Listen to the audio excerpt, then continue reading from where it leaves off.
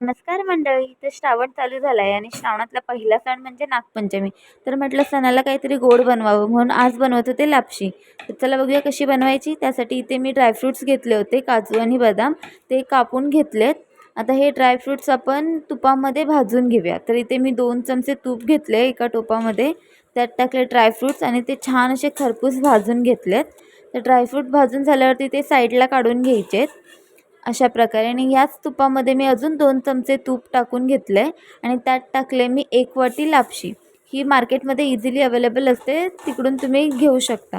So ही लापशी आपल्याला अशी छान अशी खरपूस भाजून घ्यायची आहे, जसं आपण रवा भाजतो ते बघा अशा प्रकारे लालसर होईपर्यंत भाजून घेतले. तर 1 वाटी लापशीला मी ते 1 वाटी गूळ घेतला आहे, तुम्ही कमी जास्त प्रमाण करू शकता.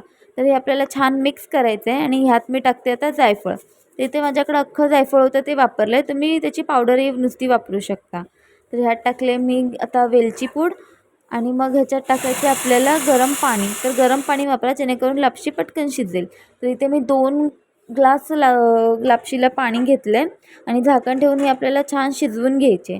तर हे बघा अशा प्रकारे आपली लापशी आता शिजले, 15 ते 20 मिनटात शिजून होते. तर ह्यात मी आता अर्धी वाटी दूध टाकले, अर्धी वाटीपेक्षा जरा कमीच दूध टाकलं आहे.